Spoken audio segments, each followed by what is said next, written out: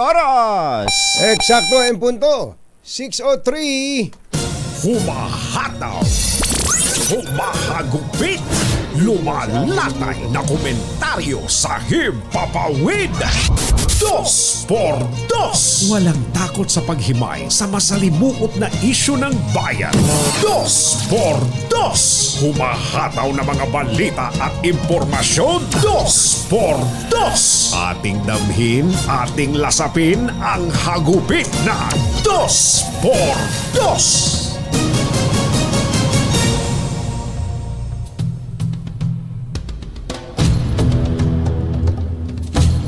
Nagsimula ng maglayag ang mahigit sa 100 mangingisda at mga volunteers mula dyan sa Zambales bilang bahagi ng ikalawang civilian mission sa West Philippine Sea. Armado ng tapang pagmamahal sa bayan at may dala din daw pong estatwa ng Stella Maris ang mga sibilyan at volunteer sa gitna ng babala ng China na magpapadala ito ng pinakamalaking blockade sa Scarborough Shoal. 5 commercial fishing vessels at halos 100 fishing boats ang kasama sa misyon na naglalayong maglagay ng boya na may mensaheng West Philippine Sea. Atin ito! Bukod sa pagdadala ng mga rasyong gasolina at food packs sa mga mangingisda sa Scarborough Shoal. Ayon kay Rafaela David, co-convener ng Atin Ito Coalition. Si Kapaeng. Si Kapaeng. Kung babaeng paeng. Babaeng paeng. Babaeng paeng.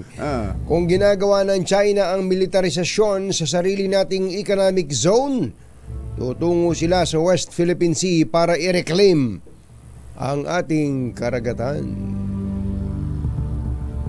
Isyu ng bayan. Katotohanan. 2x2. Pag maitim ang balak, magtago ka na. 2x2. Si Jerry at si Anthony, narito na. 2x2. Hahataw ng todo, urado ka. 2x2. Ang katotohanan, dala nila. 2x2. Walang sinasamba pale, maniwala ka. 2x2. Hataw ng husto, tol, umasa ka. 2x2. 2x2.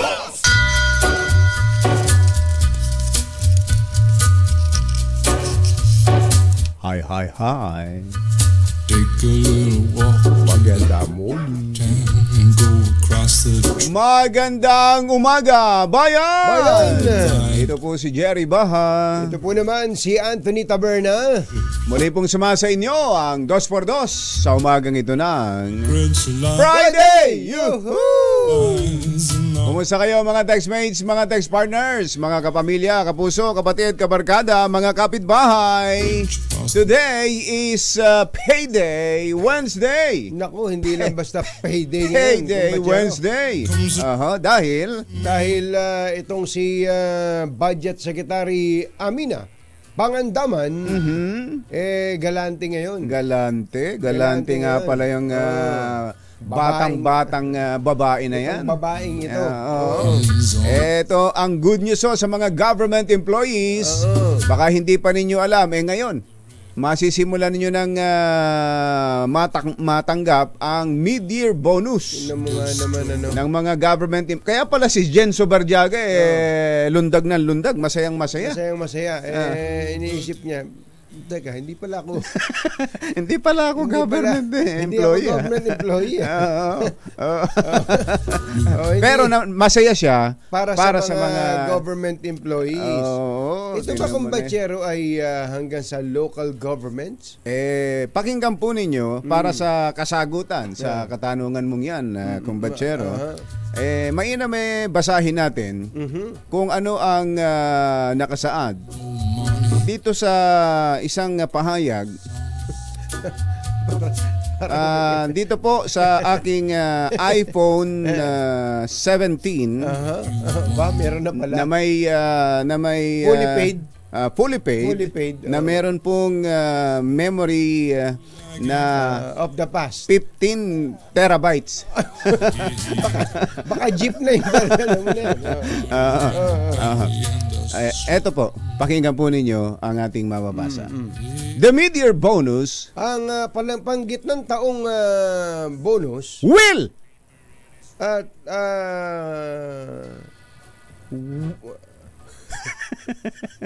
nahirapan ka. Nahirapan ako. Bigyan ng jacket yan. Ay! The mid-year bonus will be given to all positions. Ay ibibigay sa lahat ng mga posisyon. Hindi ko na Wala itutuloy, na, kumpatsero. wala na. Bakit mo ba itutuloy? Sinabi na all. Lahat na eh. Ano pa ba naman? Pero para sa kalinawan ng lahat, sige. itutuloy ko pa rin. Sige. To all positions for civilian personnel, Sa mga sibilyang tauhan, whether regular, casual, casual, o kaya ay namemera. or contractual, Ay, namemera. Casual. or contractual, appointive or elective, Aba. full-time or part-time.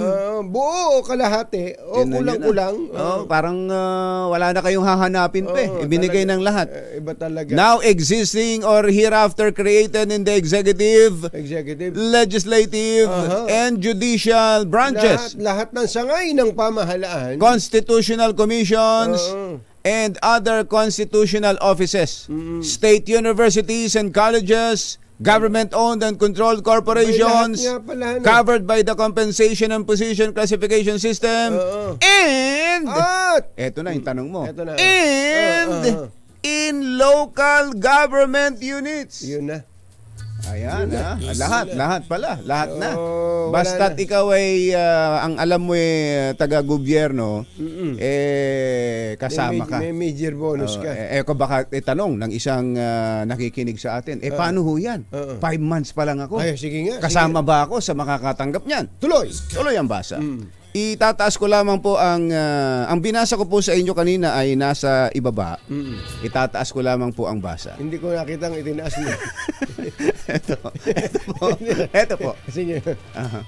The mid-year bonus Ang panggit ng taong bonus is ay equivalent to 1 month basic pay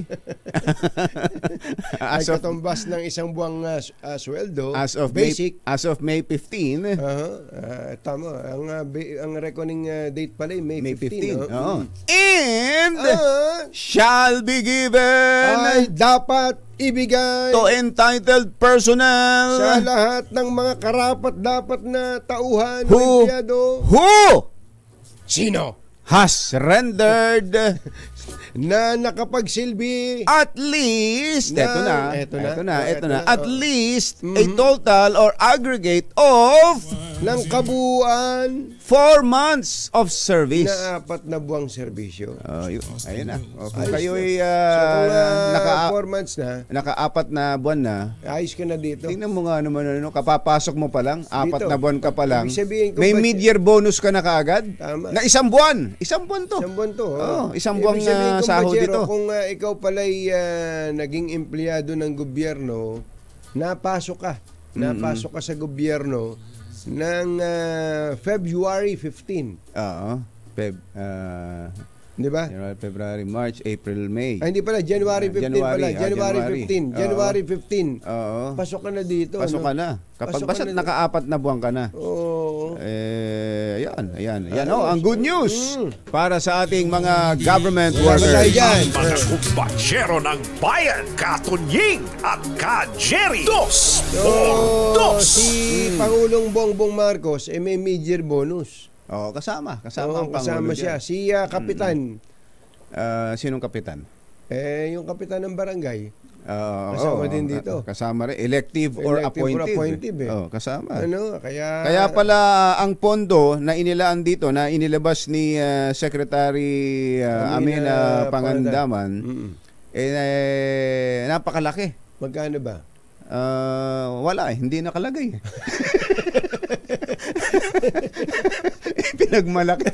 Pinagmalaki pa eh. Wala eh. Pero malaki yan. Basta ayos naman pala. Ay, importante yung malaki. At ang sabi ni Secretary Pangandaman, sige nung nga. kanyang ilabas yan I am happy.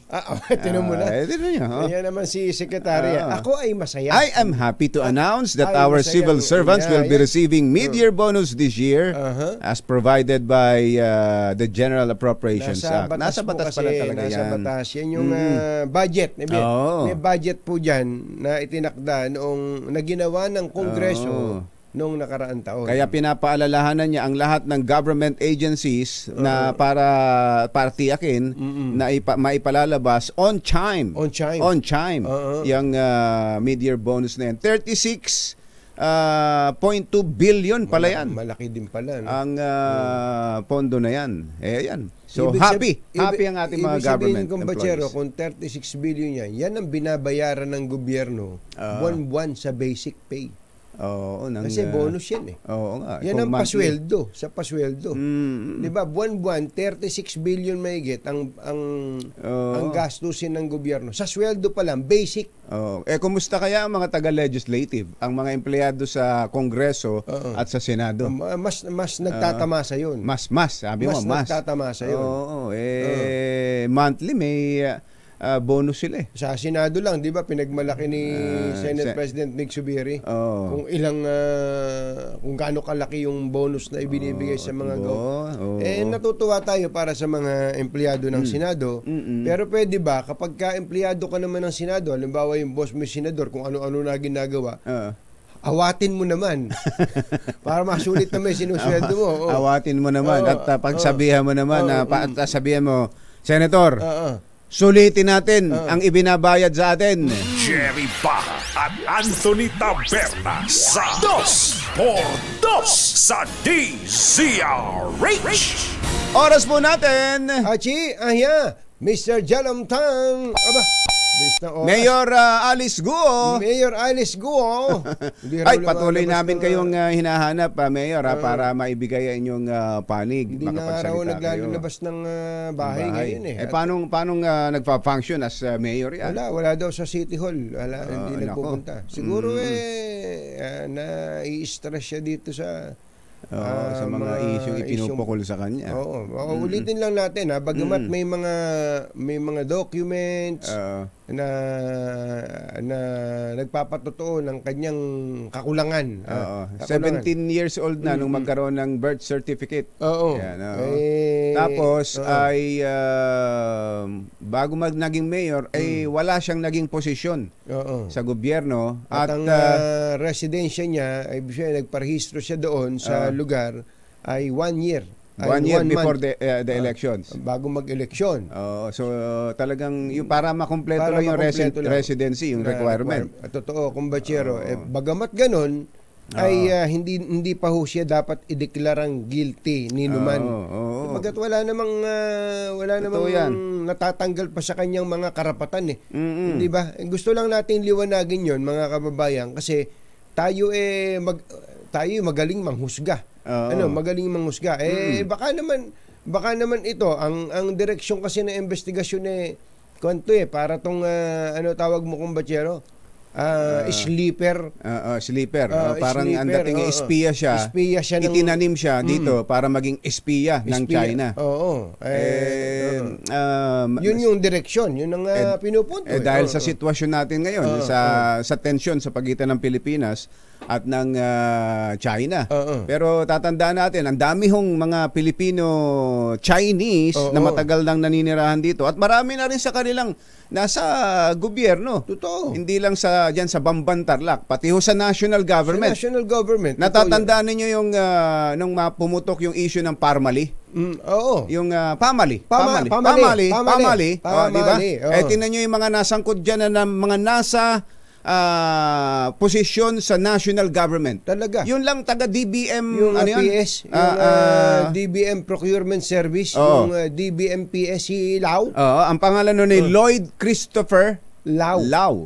Tingnan nyo na. Pangalan sa pangalan pa lang. Yun namang nasa overall deputy ombudsman na involved din doon. Nabanggit din doon. Nakaladkad din doon. Si Warren Rex. Warren Rex. Leong. Ayan na siya. Tingnan nyo na. Kaya hindi dahil sa bukod Chinese ang pangalan, pagsususpetsahan na nating espiya. Kaya diba? Anthony Taberna. Di ba? Tama. Jelly Baha. Tapos, di ba? Ito, Malu Kablal. Tapos pagsususpetsahan yung espiya? Hindi pwede. Hindi pwede yun. Huwag ganon. Ikaw yung ULAS. ULAS, baka Chinese siya. Ang mga kumpanyero ng bayan, katunyian, tapos yung time check. Ito na yung time in check natin. Oras mo natin. Achi, Mr. Jelom Tang, Lakyam, Chap Kauhun, 6:19 ng umaga. ACS Balita, susunod na. This time check is Balita ang maaasahan. ACS Balita. Walang makakaligtas, walang makakalampas. Saan mang sulok ng kapuluan, Luzon, Visayas hanggang Kamindalawan. Basta't may balita, ipagwagwagan ng sikat na tagapagbalita. ACS Balita. Kasama ang 2x2 tandem Anthony Taberna at Jerry Baha. ACS Balita. Ang programang ito ay hatid sa inyo ng ACS Manufacturing Corporation, ISO certified, maker of world-class quality Pride detergent. Araw ng Miyerkules sa 15 ng Mayo 2024. Narito na po ang ulo ng ating ACS Balita. Mid-year bonus na mga empleyado ng gobyerno matatanggap na simula ngayon. Asunangka Natural Park sa Zamboanga City, idiniklarang ASEAN Heritage Park. LTO, Land Transportation Office, target ang zero backlog sa plaka at driver's license sa July. 6 na buwang suspensyon sa 72 pang warehouse supervisors ng NFA, binawi ng ombudsman. Paggamit o pagsisigarilyo, bumaba. Mga naninigarilyo, bumaba. Ngunit mga nagbe-vape na mga kabataan, tumaas ayon sa Department of Health. 2 sundalo patay, 4 ang sugatan ng tamaan ng kidlat sa Kalinga. Magandang umaga Luzon, Visayas, Mindanao. Good morning Philippines. Hello world. Kami po ang inyong mga tagapaghatid balita. Ito po si Anthony Taberna. Ito po si Jerry Baha. At ito ang ACS Balita. Alas 6:28 ang ating oras. Gaya ng ating pambungad, nagsimula na pong maglayag ang atin ito coalition, atin ito movement. At ang sabi mo kanina, kumpatsero, armado pala itong mga ito. Armado pala sila. Armado ng ano? Ng pagmamahal. Ayun. Tapang.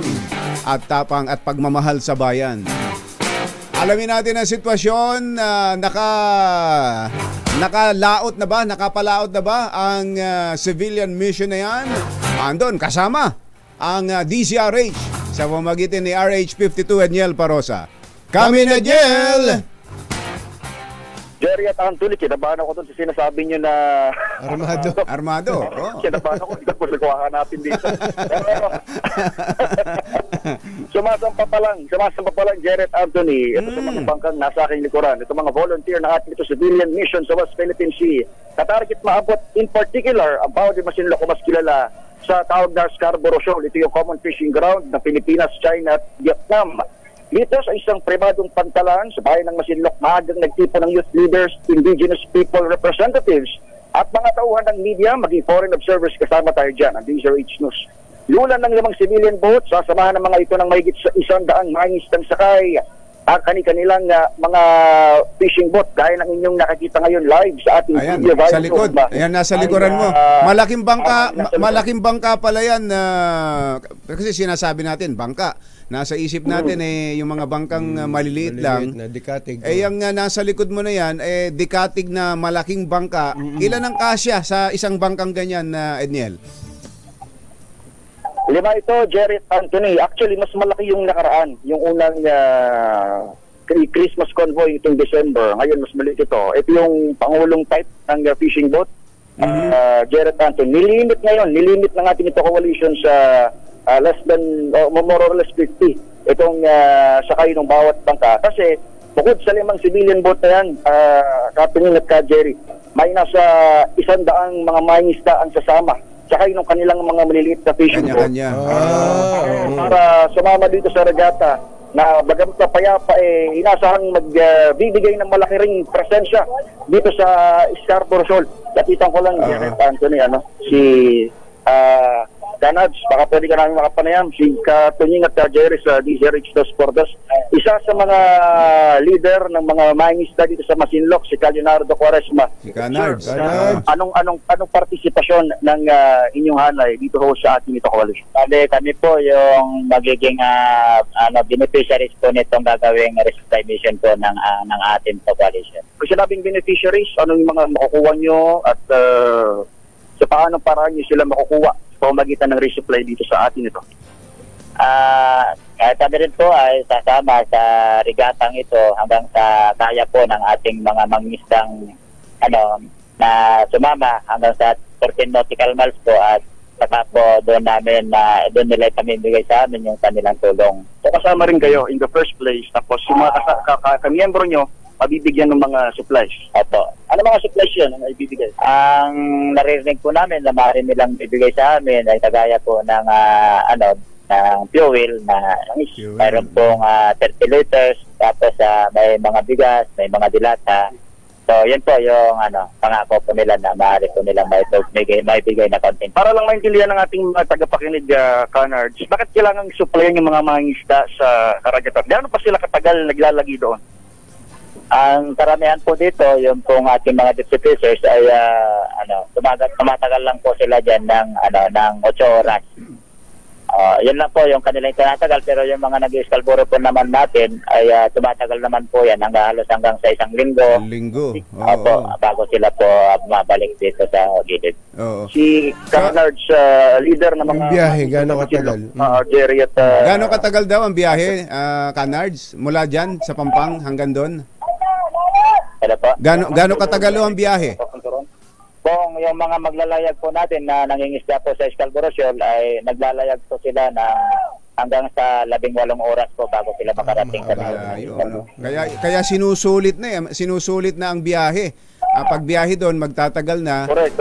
So sa ngayon ba, Canards, marami kayong mga kapwa mangingisda na andun ngayon sa Scarborough Shoal? Actually, sa ngayon po ay meron po tayong 2 bangka na nandoon po ngayon sa Baho de Masinloc. Meron po silang pro doon na 5. Wala po sa bayan ng Masinloc yon. Mga taga Masinloc. Maring meron din galing sa iba pang bayan, ano ho? May iba ring bayan.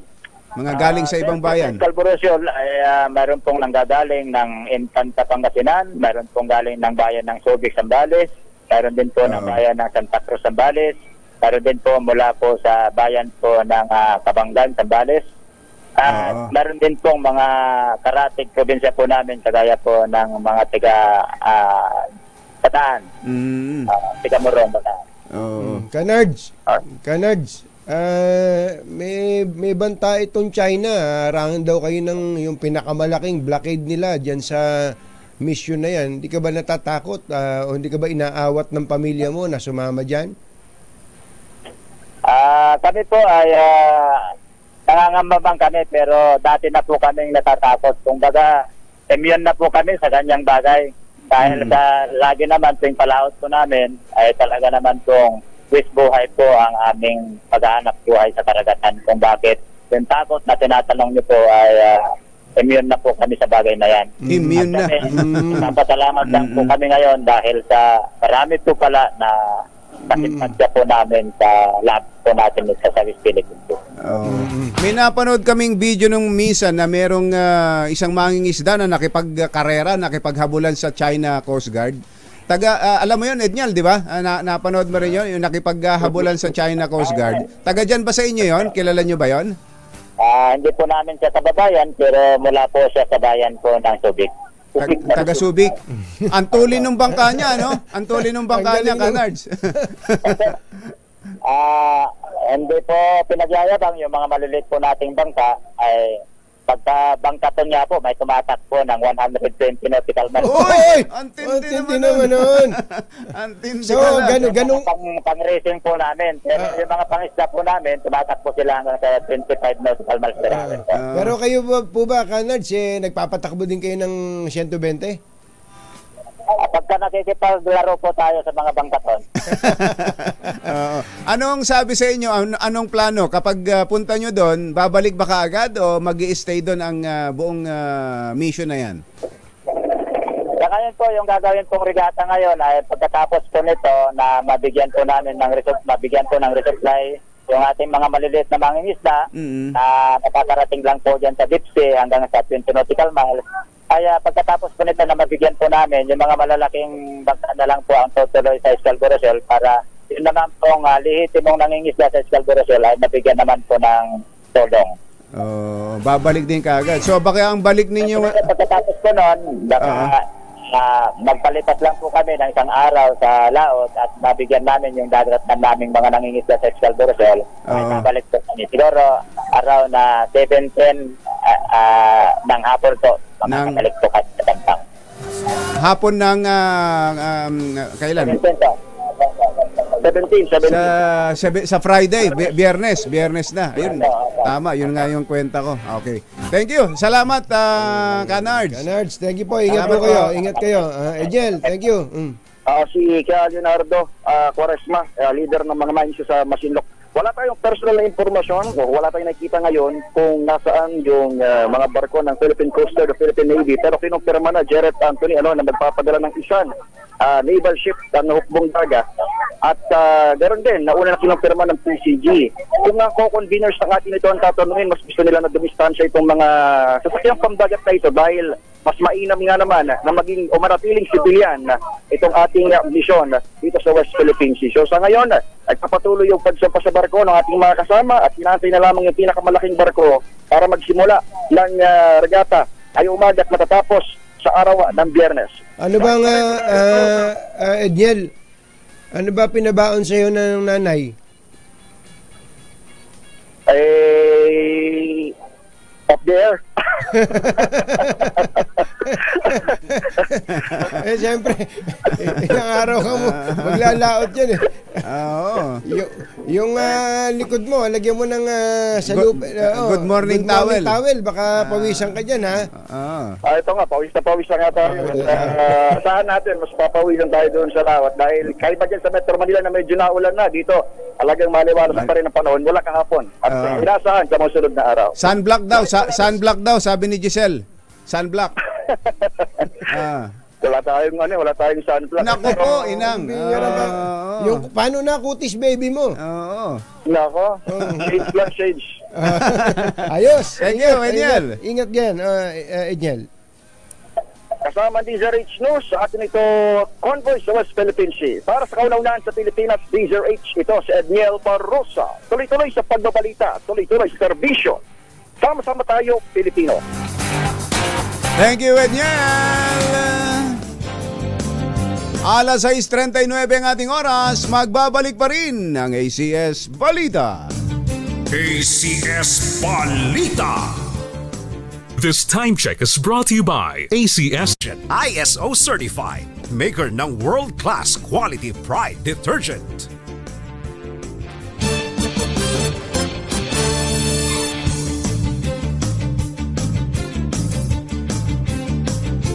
Tuloy ang ACS Balita. Ito yung pinambungad na rin natin kanina na good news para sa mga empleyado ng gobyerno. Simula ngayon ay matatanggap na nila ang kanilang mid-year bonus. Ang magandang balitang ito ay inanunsyo mismo ni Budget Secretary Amina Pangandaman Dahil alam niyang maraming kapwa niya government workers ang abangers. Nag-aabang sa biyayang ito. Ang mid-year bonus ay katumbas ng isang buwang basic pay ng mga empleyado ng gobyerno, kwalipikadong empleyado ng gobyerno na nakasipagsilbi ng hindi bababa sa 4 na buwan hanggang sa petsang ito, Mayo 15. Yun! Idineklara bilang Asian Heritage Park ang Pasunanca Natural Park sa Zamboanga City. Pinangunahan ni DNR Secretary Maria Antonia Yulo Loizaga at Mayor John Dalipe ang unveiling ceremony ng parke sa sitio Kanukutan, Barangay Pasunanca.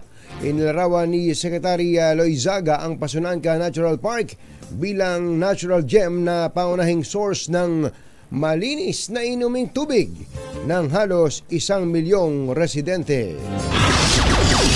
Target ng LTO na hindi na magkaroon ng backlog sa paglalabas ng driver's license cards at mga plaka pagsapit ng Hulyo.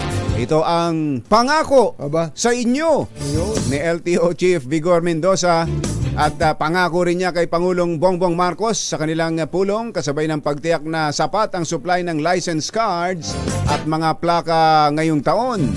Pero kasama na kaya yung mga 2015, 2016 pa. Oo, mukhang kinalimutan na yun eh. Parang nagkalimutan na. Sabi, sira naman na yung mga sasakyan niya. Huwag nyo nanganapan ng plaka. Ang walang backlog para sa mga bago. Pero yung ASEC, yung mga 2016, 2015, 16, 17 na hindi na-issuehan ng plaka, na miat-miat pinapara ng mga traffic enforcer at sinisita, dapat mabigyan na rin yun. Mauna na sana yun. Pero parang maganda yung ganung usapan kung Bachero. Pero dugtungan sana. Mr. President, pangako ko po. Ayan. Magiging zero backlog na po ang plaka at lisensya by July. Pag hindi po nangyari to, magre-resign po ako. Dapat ganun yung mga nakaupo sa gobyerno. May karugtong. Para meron bang KPI, kung tawagin, yung Key Performance Indicator, kapag ka hindi mo nagawa, tanggal ka. Palit. Dapat ganun, pati sa iba pang government agencies. Ganun sana. Pagka sinabi, alam si Secretary, Secretary Laurel, pag sinabi niyang, Mr. President, bababa po ako po bahala, bababa po natin ang presyo ng bigas. At least 35 pesos by ganito. Pag hindi po natupad, magre-resign ako. Dapat ganun. Sa Department of Energy, dapat ganun din. Kapag, Mr. President, pag tayo'y nag-red light ulit. Red light ba tawag doon? Yung mga sa Mabini. sa Ermita. Ano tawag doon? Mother, ano tawag doon? Red alert! O yellow alert!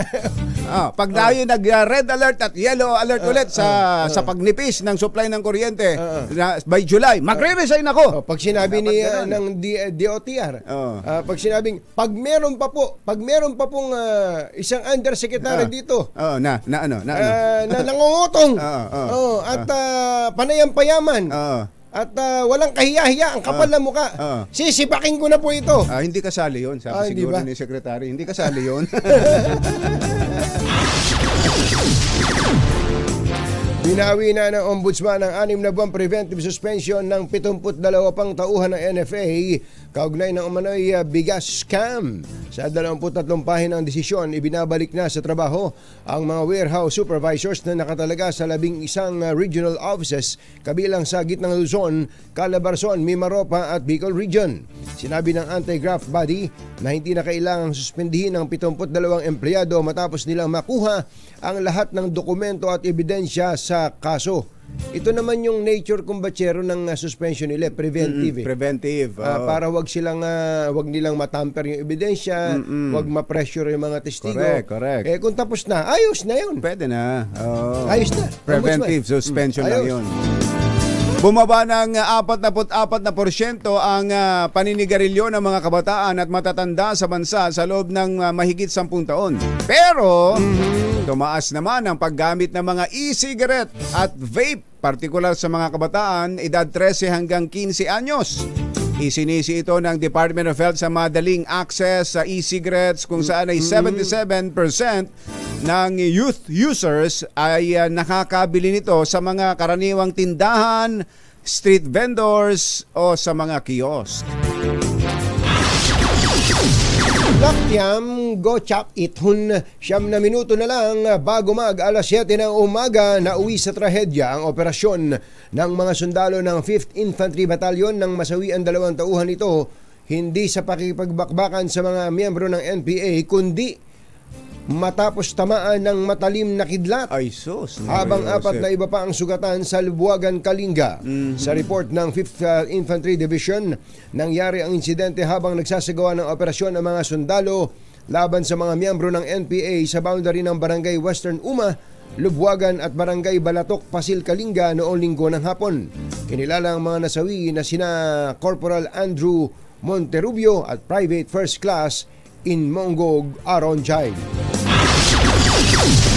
Naghatid ng kabuuan ng ating ACS Balita. Ito po si Jerry Baha. Ito po naman si Anthony Taberna. Kasama ang 2x2 tandem Anthony Taberna at Jerry Baha. ACS Balita.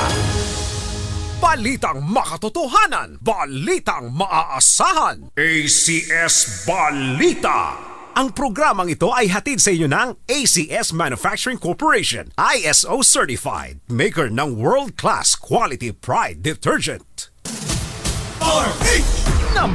Oras! Eksakto, en punto, 2 minuto bago mag-alas 7 ng umaga. Masamang tao lang ang takot sa 2 to. Kaya kung maitim ang balak, magtago ka na! Anthony Taberna, Jerry Baha, 2x2. Gusto ko lang, kumbatsero, magpasalamat sa ating mga senador for finally seeing the electric light. Ay, salamat po. Salamat po salamat naman po. at may liwanag ang buhay. ayan, at nakita na nyo na rin na sa wakas ang liwanag ng buhay. Konti na lang parang isinilya elektrika ng mga senador itong mga energy officials natin. Buti naman. Mga taga Department of Energy at mga taga yung ERC, Energy Regulatory Commission. Ito yung matagal na natin sinasabi, 'di ba? Hindi tayo magkakaroon ng ganitong mga problemang pagnipis sa supply, pagtaas ng bayarin sa kuryente. Kung ginagawa lang talaga ng Department of Energy at ng ERC ang kanilang trabaho. Din yun na. Sabi ni Senator Chis Escudero tsaka ni Senator Raffy Tulfo, kung ginagawa nyo lang ang inyong trabaho, wala sanang ganitong problema. Wala sana tayong ganitong problema. Ang problema ho natin, papalya-palyang mga power plant. May poor maintenance. Wala palang ginagawang monitoring dyan ang mga energy officials natin. Inamin nila, kumbatsero. Tama yun, rinig ko nga kahapon. Wala nga, dapat dun kumbatsero, kung ikaw yung regulator, may real time. May real time. At actual. Ang ginagawa lang daw ho pala, mga magulang at mga mahal na taga-subaybay, desk monitoring. Ay, pambihira. Nasa opisina lang. Pakuya-kuyakoy. Pakuya-kuyakoy. Ayos ba kayo dyan? Ayos, boss. Bata mo kami. Meron pang ganun yun. Bata mo kami, minuto. Ayun. Adi, ganun lang. Kung nagdaragdag tayo, kung may mga luma ng mga power plant at hindi na ganun ka-efficient sa power production, at kung meron tayong mga nadagdag pang mga power plant, wala tayong ganitong problema. Kulang ho talaga. Naghahanap lang tayo lagi ng masisisi, at ang laging nasisisi, NGCP. Dahil sa wala silang ibang mapagbutunan. Hanap. Ay, ikaw! Ikaw, yung highway mo. Yan. Yung highway mo, kahit maganda yan, ikaw may kasalanan. Mario, daan lang nga yun eh. Kung walang pinoproduce yung power producer, walang dadaan do sa highway na yan. Yun lang sinisisi. Napaka simpleng analogy nga nung expressway kung batsero eh. Kaya nga eh. Kapag ka ba pasablay-sablay yung sasakyan, padaskol-daskol yung nagmamaneho doon. Tapos ang kalsada na may maganda, halimbawa NLEX, at hindi ka nakarating sa pupuntahan mo, ang may kasalanan ba kalsada? Di ba? Tingnan nyo na. Di ba? Ganun ho talaga. Kaya tama yung punto ni Senator Chis. Alam mo si Senator Chis, parang Parang bumalik. Bumalik yung dating Chis Escudero. Parang bumalik sa kanyang pagkabata. Iba talaga. Iba talaga. Senator Chis, ha? Ito ang Senator Chis na hinahanap natin. Totoo talaga. Ang tanungan ni Senator Chis Combachero, paano ba kayo magdesisyon pagka magtatayo ng bagong planta? Inupuan daw Inupuan daw yung mga application for new power plants. Ay, sus, Mario. Hindi pala kakaunti ang gustong magtayo ng power plant. Ang dami niyan. Ang dami. Ano ginawa nila? Dahil wala po silang supply ng mga bagong upuan, yun ang inupuan nila. Yun ang inupuan. Yung mga application. Pag ganun ang nangyari, talaga, kukulangin talaga tayo sa kuryente. Talaga. Dahil ang mga existing power plant, luma na, hindi na nakapag-perform. Tapos ang daming natenga na power plant, new power plants, tataas ang kuryente dahil kulang ang supply. Law of supply and demand. Napaka-basic nun kaya mabuti na lang, kumbachero, mabuti na lang. At kung ano yung mga ipinagdadadakdak natin dito, yun na rin ang pinagsasabi ni na Senator Chis Escudero at Senator Raffy Tulfo. Masamang tao lang ang takot sa dalawang to. Kaya kung maitim ang balak, magtago ka na! Anthony Taberna, Jerry Baja, 2x2. 2x2.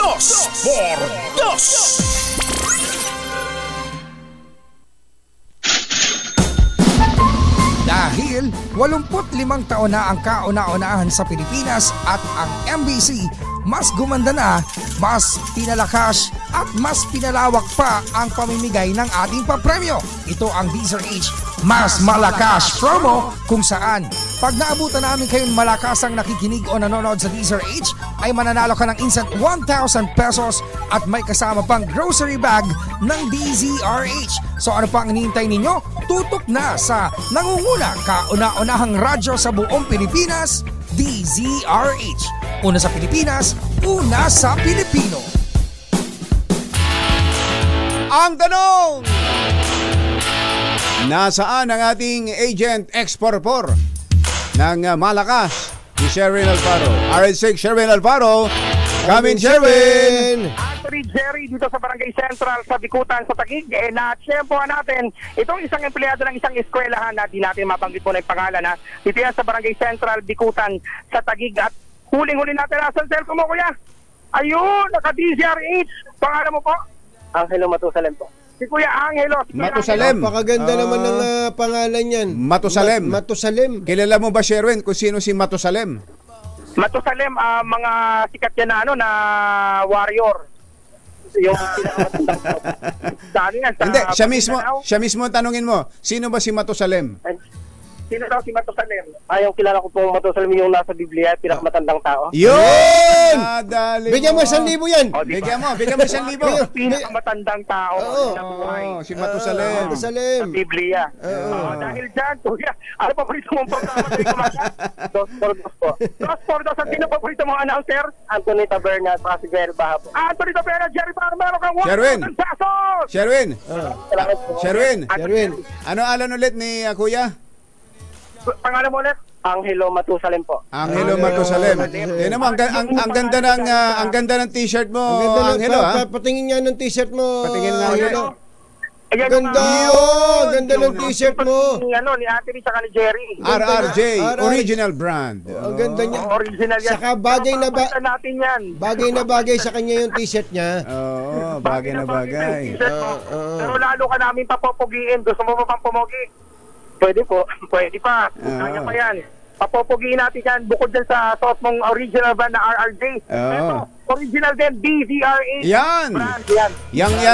Yang t-shirt na yan ng DZRH, tumatagal yan ng 900 na taon. Nakatulad ni Matusalem. Yan. Yan yung pinakamatanda. Alam mo ba, Sherwin? Sabi nga ni Matusalem, pinakamatandang tao, 969 years. Ayan, Ganun DZRH ng 969 years. 969 years lang si Matusalem. Natawa si Angelo. Pero kilala niya. Alam niya kung saan galing yung kanyang apelido.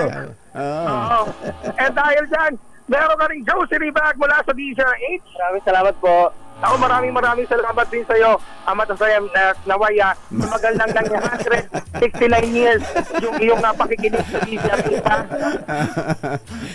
Nakita tayo sa huling birthday. O hindi, meron pa tayong pa-contest sa Deezer Asia, yung ka-birthday promo. So kung kayo po ay pinanganak ng July 15, 1939 at kayo po ay mag-e-edad ng 85 pagdating po ng July 15, 2024, kayo po may chance na manalo ng regalo. Yan na, cash regalo mula sa DZRH. Kaya naman, magpadala na ng copy ng inyong birth certificate na galing sa PSA at magpakuha ng litrato kasama ng latest sa dyaryo na inyong pwedeng ipadala sa snail mail, ipadala lamang sa DZRH, Star City, CCP Complex, Ross Boulevard, Pasay City. At manalo din ng instant pa-premyo para sa ating DZRH ka-birthday promo. Kaya naman, tumutok lang sa DZRH, baka kayo nasusunod nating winner sa DZRH Mas Malakas from Hearts number 6. Sherwin Batalfaro, tuloy-tuloy sa pagbabalita, tuloy-tuloy sa serbisyo, sama-sama tayo Pilipino. Thank you, Sherwin! Pag maitim ang balak, magtago ka na. 2x2, si Jerry at si Anthony. Narito na, 2x2, hahataw ng todo. Urado ka, 2x2, ang katotohanan. Dala nila, 2x2, walang sinasamba pali. Maniwala ka, 2x2, hataw ng gusto, tol. Umasa ka, 2x2, 2x2. Balitang bagong-bago, balitang dapat alam mo, balitang magdadagdag ng talino dahil bagong impormasyon, makibalita, unang-una sa DZRH. Pangunahing balita kasama ang 2x2 tandem nina Anthony Taberna at Jerry Baha. Araw ng Miyerkules, 15 ng Mayo 2024. Narito na po ang ulo ng ating mga pangunahing balita. Ikalawang civilian mission ng atin ito coalition sa West Philippine Sea pumalaot na. Wiretapping ng China Embassy, iniimbestigahan na ng NBI. Singil sa kuryente ng Meralco, tataas ngayong buwan. Mga politiko, bawal lumahok sa aktwal na pamamahagi ng cash aid sa ilalim ng ayuda sa Kaposang Kita program. 12 babae na rescue ng pulisya mula sa isang spa na nag-aalok ng extra service sa Quezon City. Ano sinasabi ni John Jong kanina sa akin? Bubulong-bulong. Saan ba lichas yan, bossing? Alam niya. Alam niya. Alam niya. At 11 taong gulang na bata patay sa saksak ng adik na ama. Ay, sos. Ate sugatan sa Maguindanao del Norte. Magandang umaga Luzon, Visayas, Mindanao. Good morning Philippines. Hello world. Kami po ang inyong mga tagapaghatid balita. Ito po si Anthony Taberna. Ito po si Jerry Baha. At ito ang Pangunahing balita. 7:11 ng ating oras. 12 kababaihan ang narescue ng mga tauhan ng Quezon City Police District mula sa isang spa na sinasabing nag-aalok ng extra service. Sex service sa mga customer kasunod ng entrapment operation noong Lunes ng gabi. Naaresto sa raid sa Mira Spa na nasa yan nga yung sinasabi. Mira Spa na nasa Commonwealth Avenue at ang may-ari ay kinilalang si Richelle Gamaro, 30 anyos. Batang-bata, naman ito. At kasamang inaresto ang kahera na si Junboy Sigovia.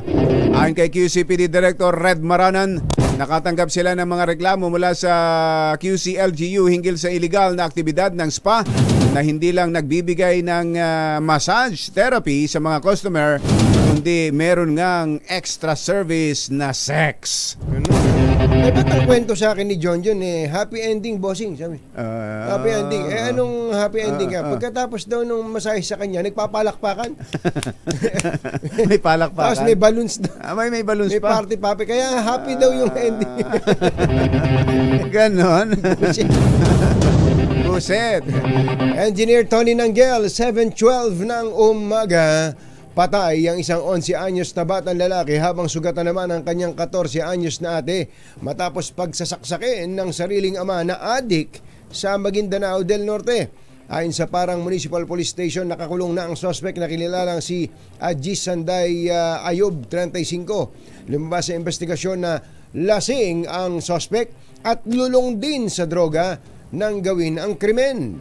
Inamin ni Ayob na nawala siya sa kanyang tamang pag-iisip habang nasa impluensya ng alak. Naganap ang krimen habang ang ina ng mga bata ay nagtatrabaho bilang domestic helper sa ibang bansa. Alas 7:13 ang ating oras. Hindi papayagan ang mga politiko na pangunahan ng aktual na distribusyon ng ayuda sa Kapos ang Kita o AKAP na programa sa ilalim ng DSWD. Ayon kay Secretary Rex Gatchalian, tanging mga disbursing officers lamang ng ahensya ang mag-aabot ng ayuda at hindi ito pwedeng ipasa sa sinumang politiko alinsunod sa IRR o Implementing Rules and Regulations ng programa. Ito ay upang hindi isipin ng mga benepisyaryo na ang ayuda ay galing sa mga politiko. Nilinaw ni Gatchalian sa DZRH na ang maaring maging role lang ng politiko ay magbigay ng manpower at iba pang logistical support sa DSWD sa kanilang pagtungo sa mga komunidad kung saan ay ipamimigay ang AKAP. Actually, hindi lang AKAP yan, kumbachero. Sa lahat, pati yung AYIX. Yung mga congressman, mga senador na parang kayo may-ari nung AYIX, tantanan nyo na yan. Tantanan nyo na yan, okay naman Mag-isip kayo ng ibang paraan ng kampanya. Wag yan. Wag ganon, walang ganon. Wala nun. Naglayag na ang 5 bangkang sibilyan at nasa 100 bangkang pangisda para sa ikalawang civilian mission sa West Philippine Sea. Kasama ang DZRH News, tatangkain ng Peace and Solidarity Regatta na maabot ang Scarborough Shoal para mamahagi ng langis at krudo sa mga mangingisda. Maglalagay din ng ating koalisyon ng mga marker o buya sa karagatan na may nakasulat na WPS atin ito. Dapat may Chinese translation yan. Dapat. Halimbawa, WPS atin ito. Atin ito. At iwawagiway ang bandila ng Pilipinas. Scarborough Shoal. Sa report ni RH52, Edniel Parosa, nagdaos na isang misa kagabi sa Botolan, Zambales para sa mga volunteer, miyembro ng media at 100 mangingisda na kasama sa misyon. Oy, Kuya Dante Katabay, sa Botolan pala to. Botolan, Zambales. Wala ba tayong mga isda dyan? Magsasagawa ng mas malalim pang investigasyon ng National Bureau of Investigation kaugnay ng iniulat na illegal na aktibidad ng ilang foreign diplomats. Kasunod ito ng utos ni Department of Justice Secretary Crispin Remulla sa NBI na isagawa ang pag-iimbestiga partikular sa inilabas na transcript at recordings na naging usapan ng isang opisyal ng militar ng Pilipinas at Chinese diplomat tungkol sa Ayungin Shoal. Ayon kay Remulla, tungkulin ng mga foreign diplomat na irespeto ang umiiral na batas sa bansa bilang foreign diplomat na tumatanggap ng mga pribilehiyo at immunity. Ayon sa kalihim, hindi dapat abusuhin ng sinumang foreign diplomat ang kanilang diplomatic immunity para sirain ang kapayapaan at kaayusan sa bansa. Alas 7:16 ng umaga, Chityam Chaplakhun. Asahan ng taas-singil sa kuryente ng Manila Electric Company ngayong buwan. Ayon sa Meralco, magkakaroon ng dagdag singil dahil sa mas mataas na generation charges dulot ng manipis na supply ng kuryente sa harap ng nararanasang mainit na panahon. Batay po sa anunsyo ng Meralco, magpapatupad sila ng 46 centavos kada kilowatt hour na taas-singil bunga ng pagsipa ng presyo sa WESM o ito pong wholesale electricity spot market. Dahil dito ang mga tahanang kumukonsumo ng 200 kWh kada buwan ay madadagdagan ng 92 pesos sa kanilang bayarin. 139 pesos sa kumukonsumo ng 300 kWh, 185 sa 400 kWh na konsumo, 231 pesos naman sa nakakagamit ng 500 kWh kada buwan. Dagdagan nyo lang, multiply nyo na lang, pinahirap. Napagod ka rin, ano? Ayoko na. Napagod. Saan ka nakakita ng newscaster? Napagod. Umayaw. Ayoko na. Nakakapagod to. Ay, nakakabuhay. Susunod. Dito mo. Sino itong komedyante? No. Ito pa rin ba? Hindi. Bago na raw ito. Tantanan natin yung komedyante. Tantanan natin si Aura. Si Aura. Hindi naman makapasok-pasok. Hindi na naibalita. Pero ito, iba na ito. Sino itong komedyante na hindi raw nabibigyan ng sapat na sustento? Ang dalawang anak. Pabayang komedyante ito, ha? Baka naman nagpapatawa lang. Pero hindi nakakatawa yun. Hindi nakakatawa. Pag hindi mo sinusustentahan ng iyong mga anak. At abangan din po ang ating Metro Manila ngayon sa pagpapatuloy ng Pangunahing balita. alas 7:18. Ang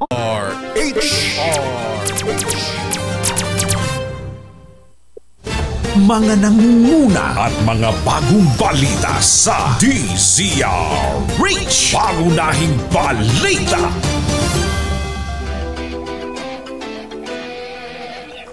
$7:24 ang ating oras. Ay, pakitawag niyo na si Kumbachero at napagod sa pagbabasa doon sa kuryente. Ito na. Nasa linya na natin, Kumbachero, si Congressman Ace Barbers, ang chairman ng House Committee on ano ba yan? Dangerous Drugs. Congressman Ace, magandang morning! Magandang umaga, Jerry and Anthony. Magandang umaga po sa ating mga kababayan. Long time no see, Kong Ace. Oo, medyo matagal-tagal na rin na Tunying. Sa TV ka na lang namin nakikita. Hindi ka na ma-reach. Pasyal kayo sa opisina. Kong Ace, ano update sa investigasyon ng committee mo dun sa illegal drugs at dito sa pinaghahanap ninyong dating presidential advisor na si Michael Young?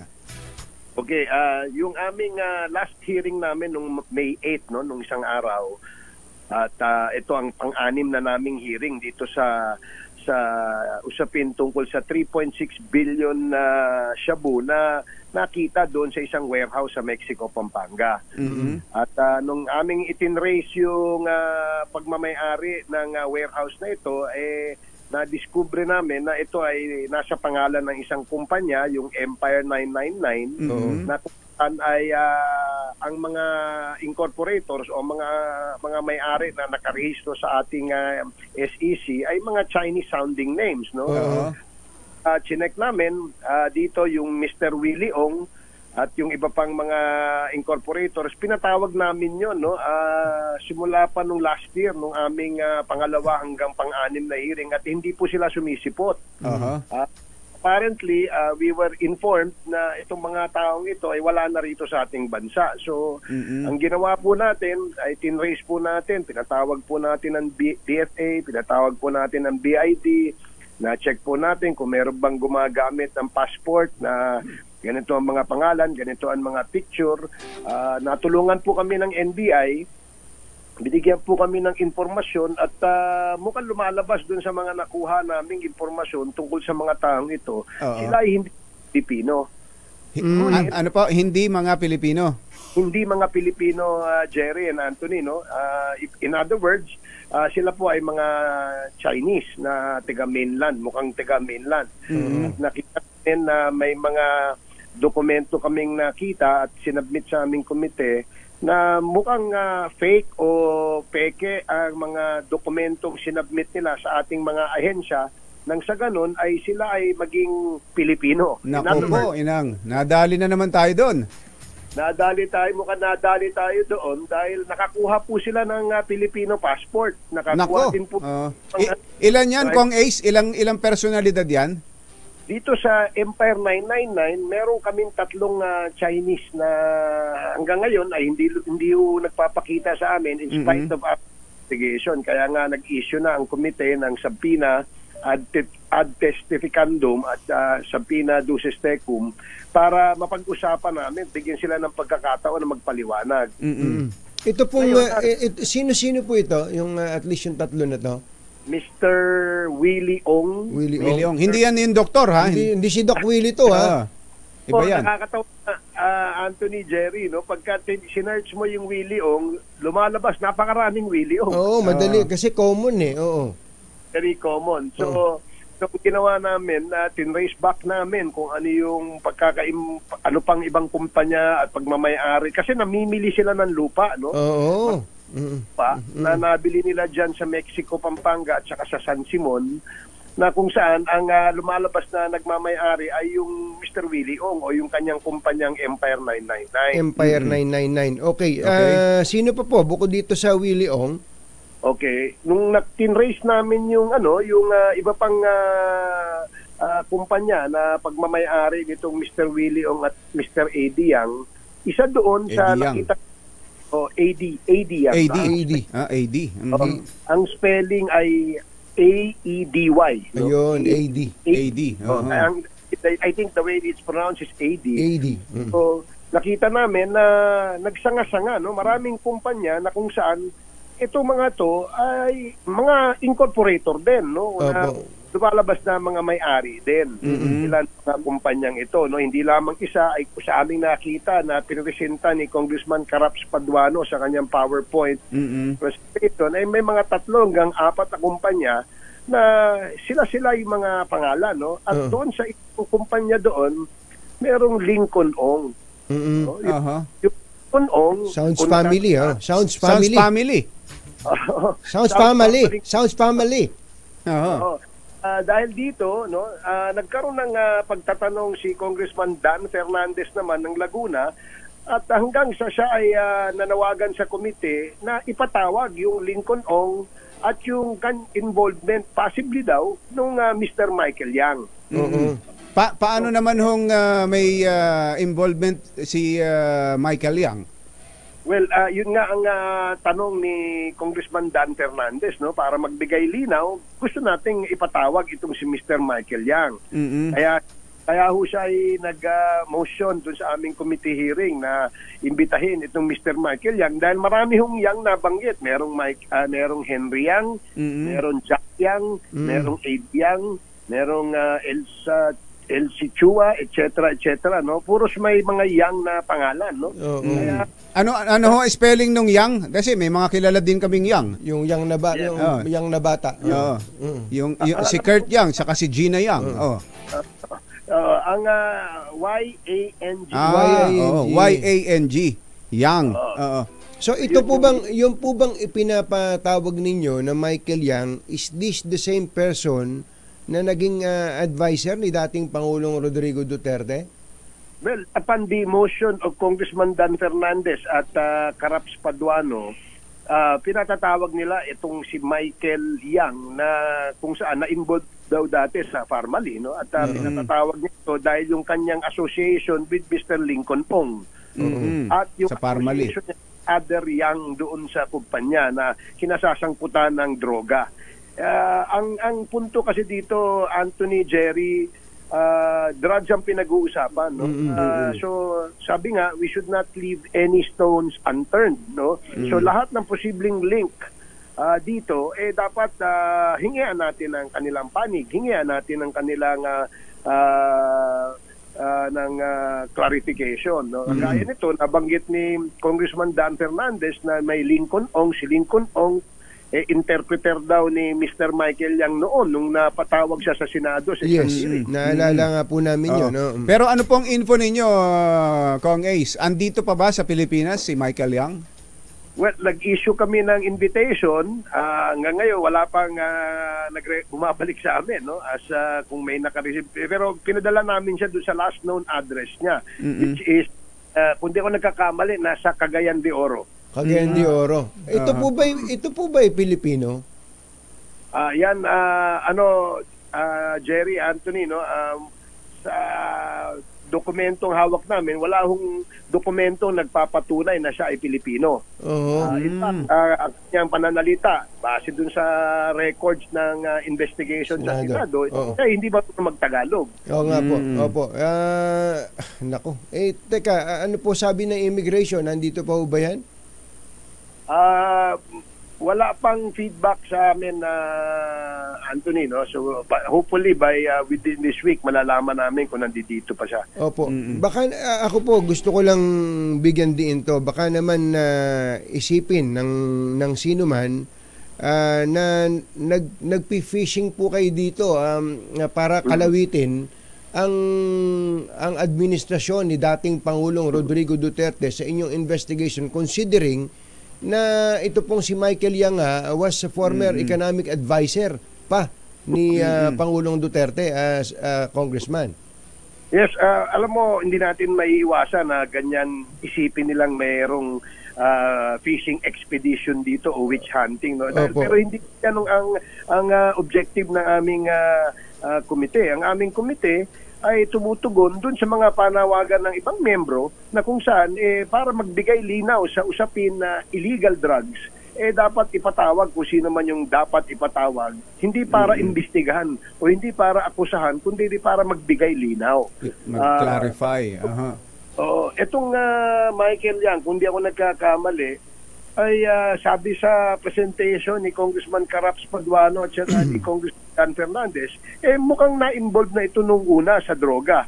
Diba? At meron ngang police accomplishment report ito, kung di ako nagkakamali, by a certain illegal drugs operative na opisyal ng Philippine National Police, yung Colonel Eddie Asierto daw. Dapat hindi dapat natin, alam mo, pag usapin tungkol sa droga, usapin tungkol sa national security, mas magandang nagdududa tayo at nagsususpecha tayo. Pagsisi tayo sa huli. Yun ang aming panawagan. Kaya lang, Kong Ace, magbabakasyon na ulit ang sesyon. Paano yan? Tigil muna ang investigasyon o tuloy kayo kahit na naka-recess? Ay hindi, Jerry, merong approval ang plenaryo o gagawing approval ang plenaryo na kung sakasakali ay may mga urgent issues of national concern, magpatawag ng committee hearings ang bawat committee chairman. So ito ang napag-usapan namin doon sa aming last leadership meeting. Hindi ho para, again, hindi ho para witch hunting. Wala ho kaming pakialam sa politika rito. Ang amin ho dito ay magkaroon ho ng liwanag itong inimbestigahan namin tungkol sa illegal drugs. Kasi hindi biro ito. This is 3.6 billion worth ng shabu. Hindi, sa Congressman, do you consider this as disturbing? Considering po, itong mga ito, puro mga Chinese sounding po ang apelido, tapos naging Pilipino na questionable ang proseso o paraan. That's correct, no? Dalawang issue dito, Anthony, no? Una, yung pagpasok ng illegal na droga na ganyang karami, tonelada na nakakalusot dito sa atin, no? At nakakapasok, kung ito ay napunta sa kamay ng mga local drug lords, marami na nakagamit nito, no? Pangalawang issue dito, Jerry and Anthony, yung usapin tungkol dun sa paano nakakakuha ng mga dokumento itong mga Chinaman na ito na kung saan ay they are pretending to be Filipinos. Ayun na nga. So sa ano na rin natin yan? Problema rin sa sistema natin at mga corrupt na mga taga-gobyerno natin, Kong Ace. Tama ka dyan, no, Jerry? Kasi hindi naman lulusot ito ng libre. Correct. Mahal yan. Mahal yung gastos dyan. Yan ang aming nakikita. No? Pangatlo, siyempre, kapag ito'y nakalusot bilang pretending to be Filipinos, dahil nga meron ho silang mga dokumento na nagpapatunay daw na sila ay Filipino, birth certificate, driver's license, makakakuha din ho ito ng gun license o lisensya sa baril. Ayun. Ang isang dayuhan naman na pumunta rin, gusto maging Pilipino, may proseso naman talaga, may naturalization niya, di ba, Kong? That's correct. Kung gusto nila talaga maging Pilipino dahil gusto nila ang ating bansa, may tamang legal na proseso na dapat nilang daanan. So, yun ang nakakatakot sa kainitan o sa kasagsagan ng issue tungkol sa West Philippine Sea. Abay, magugulat tayo na bakit puro sunod-sunod yata itong pagdating ng mga Chinese dito. Una, yung mga dante.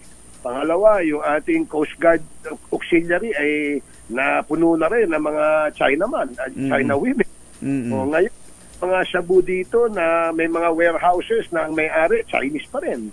Na naman ang usapan. So, I think, yun nga sabi ko, mas magandang we are at the safer side by being suspicious at ano tayo dyan, nagsususpecha at nagdududa, kesa naman magsisi tayo sa Tama. Okay. Kong Ace, maraming salamat sa update. Thank you, Kong. Yes, maraming salamat, Jerry and Anthony. Mabuhay kayo. Congressman Ace Barbers ng Surigao del Norte. Pangunahing balita. 7:38. This time una at mga bagong balita sa DZRH. Pangunahing balita. Metro Manila ngayon. 7:46 ang ating oras. Eto na sila. Yun. Hinihintayan na kumbatsero ng mga taga-Alaminos, Pangasinan. Si Kuya Dante Katabay. Naimbag nga bigat. Kada kayo amin na po. Ayan, tama. Masantos siya kabasan. At siya kayo namin. At mga taga-Suwal, Pangasinan. Ayan, sa Suwal. Ang mga taga-Suwal, Pangasinan ay sinusubaybayan daw ang pangyayari dyan sa Bamban, Tarlac. Bakit naman? Ewan ko ba?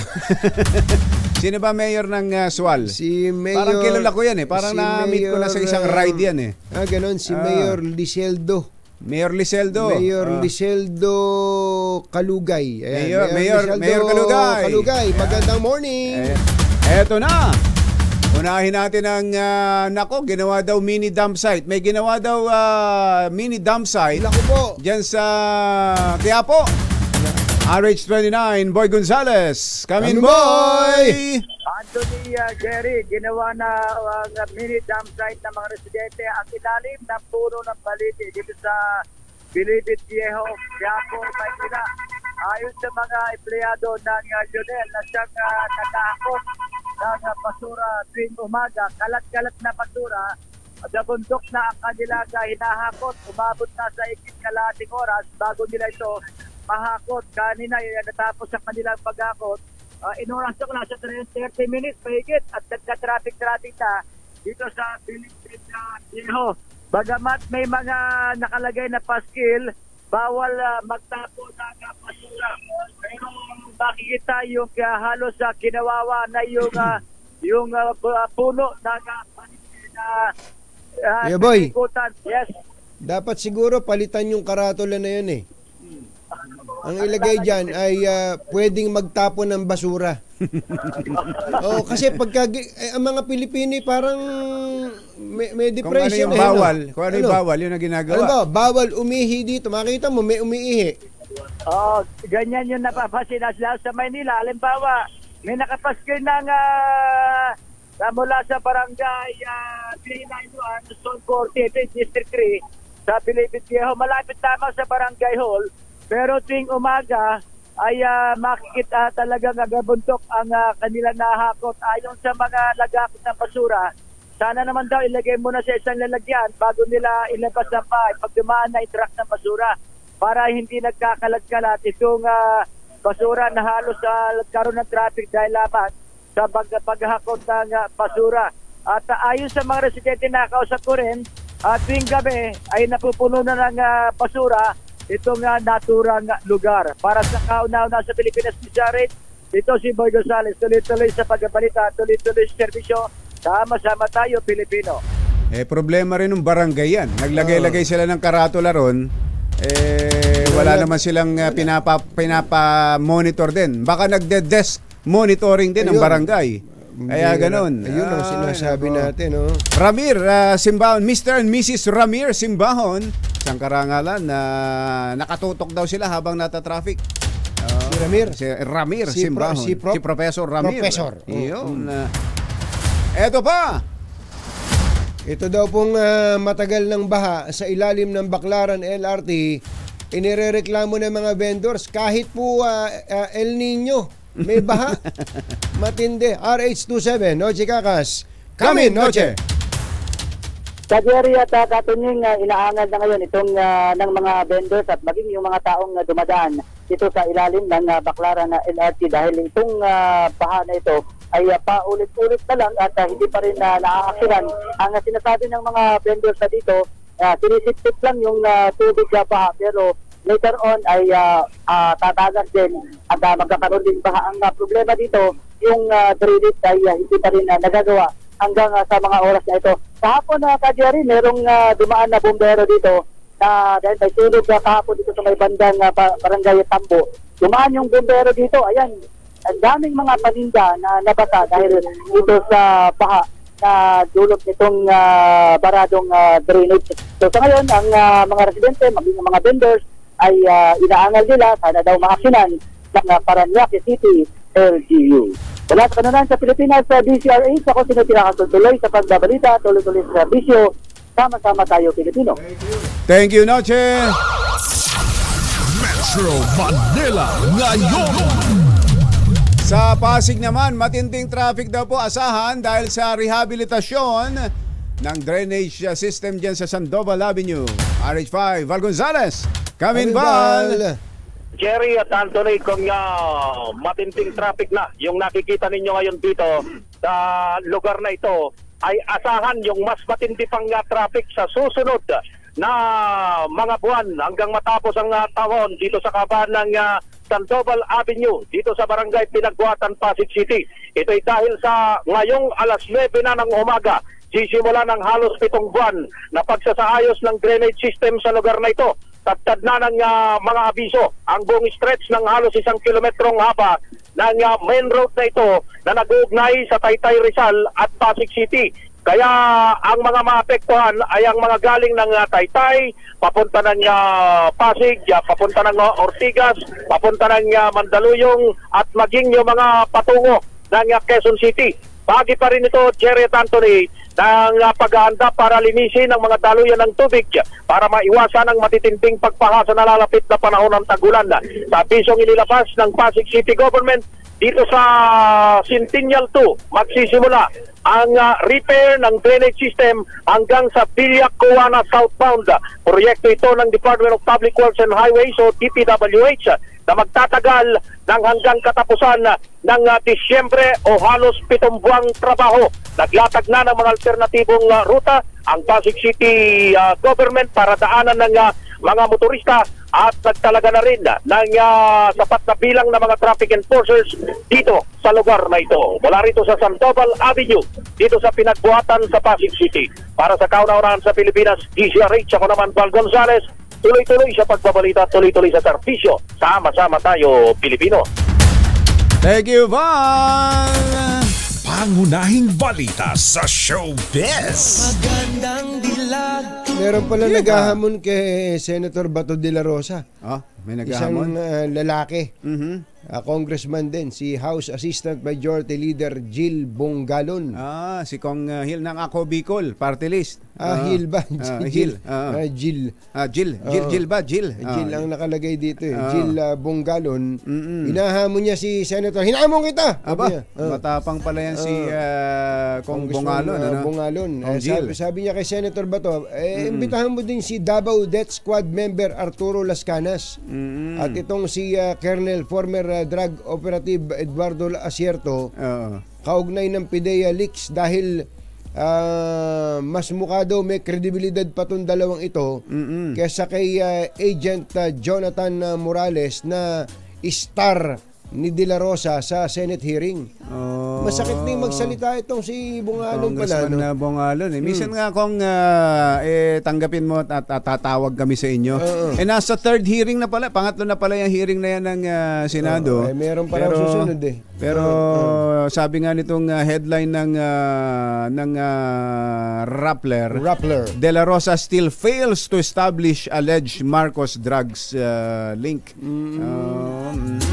Ay, Dindo Amparo, magandang morning, 26. Magandang morning, 26. Pinapaalala lang niya yung shoot fest ng Marines sa Sabado at Linggo.